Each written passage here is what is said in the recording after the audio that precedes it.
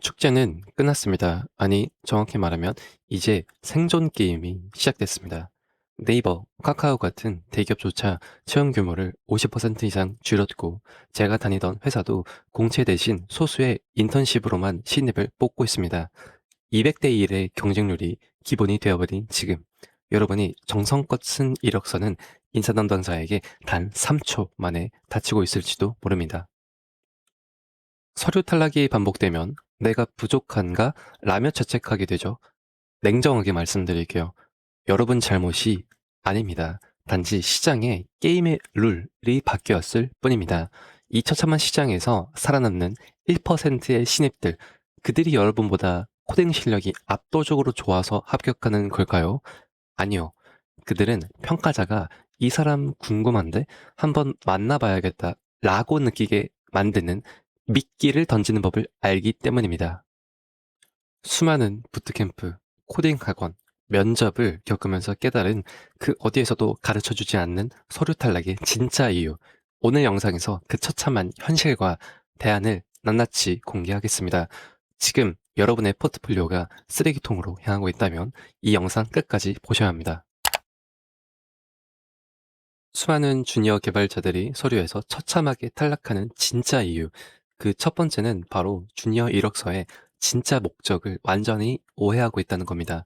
보통 우리가 처음 이력서를 쓸 때 흔히 하는 실수가 있습니다. 어떻게든 내가 아는 모든 기술을 쥐어짜서 최대한 화려하게 보이려고 하는 거죠. 예를 들어 볼까요?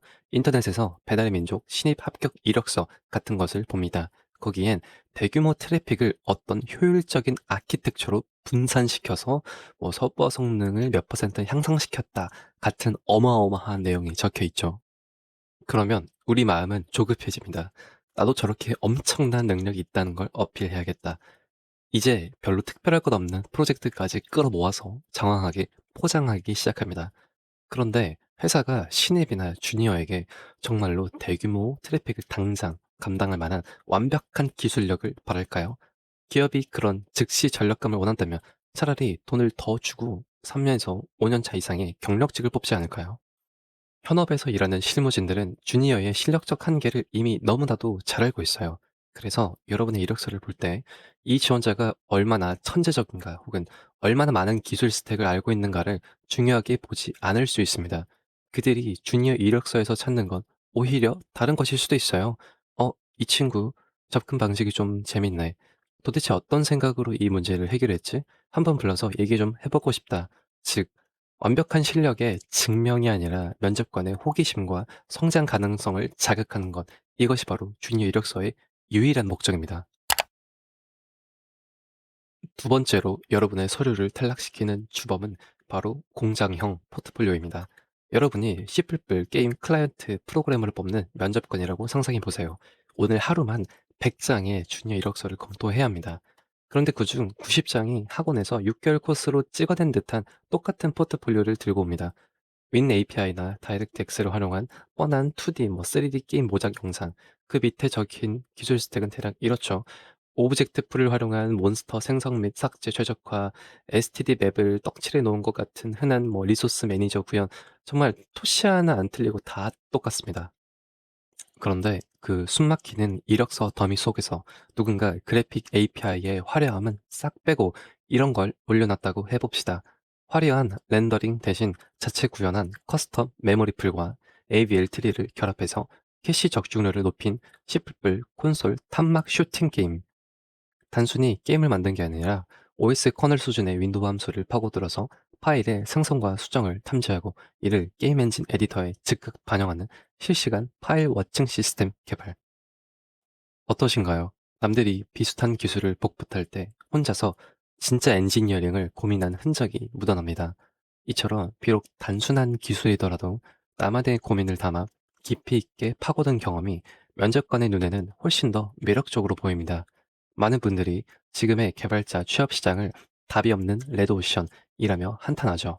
하지만 관점을 조금만 바꿔보면 초보 개발자에게 이 레드오션은 오히려 기회일 수도 있죠. 경쟁이 치열한 곳일수록 사람들은 불안해하고 누군가의 합격 공식을 끊임없이 따라합니다. 결국 시장 전체가 앞서 공장형 포트폴리오처럼 다 비슷비슷해집니다. 이렇게 모두가 똑같은 모습일 때는 아주 약간의 차별화만 주어도 주목받을 수 있죠. 다들 똑같은 유니폼을 입고 있는 곳에서 모자 하나만 다르게 써도 단숨에 눈에 띄는 것처럼요. 그렇다면 이 전쟁 같은 취업난에서 남들보다 앞서 나가는 방법은 무엇일까요? 현재 취업 시장의 유행이 나는 이렇게 화려하고 복잡한 문제를 풀 수 있다를 과시하는 것이라면 우리는 오히려 남들이 느끼는 사소하지만 실질적인 개발 과정의 불편함을 해결하는 데 집중하는 겁니다. 단적인 예로 게임 씬 데이터를 다룰 때를 생각해 봅시다. 보통 매번 바이너리 포맷으로 데이터를 직렬화해서 세이브와 로드를 구현하죠. 그런데 개발 도중에 특정 객체의 데이터 구조가 조금이라도 바뀌거나 세이브 로드 순서가 하나라도 어긋나면 어떻게 되나요? 기존에 저장해둔 신 파일은 메모리 오프셋이 꼬이면서 아예 쓸 수 없는 데이터가 되어버립니다. 결국 그 신을 다시 복구하겠다고 일일이 오브젝트들을 화면에 재배치하고 에디터로 수치를 하나하나 다시 맞추는 끔찍한 노가다를 반복하게 되죠. 이때 단순히 시키는 대로 개발하는 게 아니라 '아 이거 너무 비효율적인데.' 하고 문제를 인식하는 겁니다. 그리고 데이터 구조 변화에 유연하게 대응할 수 있도록 사람이 직접 읽고 수정하기도 편한 제이슨 포맷을 도입해서 신세이브 로드를 처리하는 커스텀 제이슨 파서를 만들어서 에디터에 붙여보는 거죠. 스스로 문제를 발견하고 코드로 직접 해결해낸 이 실질적인 문제 해결 경험은 면접관 입장에서 훨씬 더 독특하고 매력적으로 다가올 수밖에 없습니다. 다른 경쟁자들이 이제 신입 개발자 시장은 끝났다라며 좌절하고 길을 잃을 때 여러분은 오히려 이 획일화된 레드오션의 틈새를 파고들어 여러분만의 확실한 기회로 만드시길 바랍니다.